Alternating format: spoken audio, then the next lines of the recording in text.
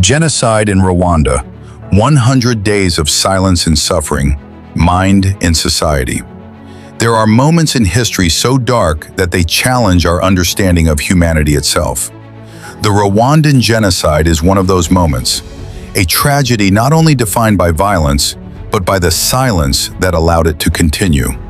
In just 100 days between April and July 1994, more than 1 million people were killed. These were not distant statistics. They were families, children, parents, lives erased in a wave of hatred that spread faster than the world was willing to respond.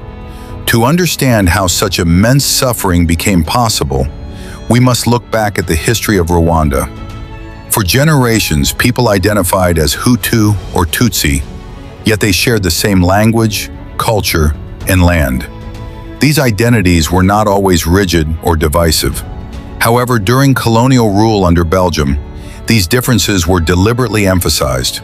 Identity cards were introduced, labeling individuals by ethnicity and creating a system of privilege that favored the Tutsi minority. Over time, this imposed division fostered resentment among the Hutu majority, turning social categories into deep political and emotional fractures. After gaining independence in 1962, Rwanda saw a reversal of power, with Hutu leaders taking control. The years that followed were marked by cycles of discrimination and violence, forcing many Tutsis into exile.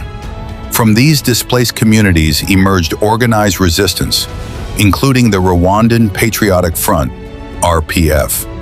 By the early 1990s, Rwanda was already under strain from civil war, economic instability, and political tension.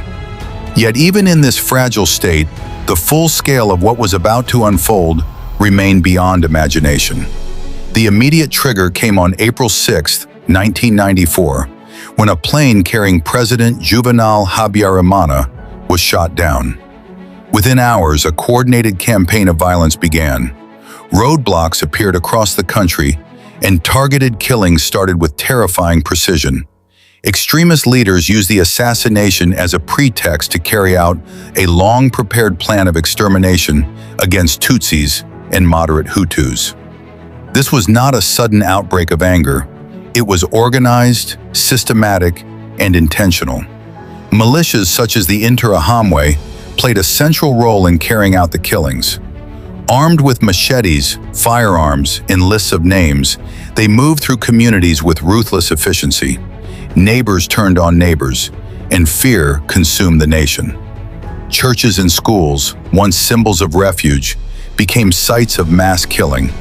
Radio broadcasts spread propaganda, dehumanizing victims and encouraging ordinary citizens to participate in the violence. The speed and scale of the killing revealed how deeply the seeds of hatred had been planted. Perhaps one of the most painful aspects of this tragedy was the response of the international community. The United Nations had forces present in Rwanda, yet they were limited in both number and authority.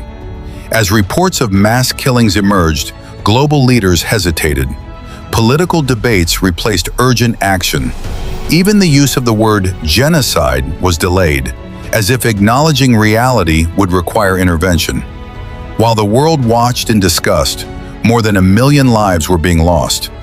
Over approximately 100 days, Rwanda became a place of unimaginable grief.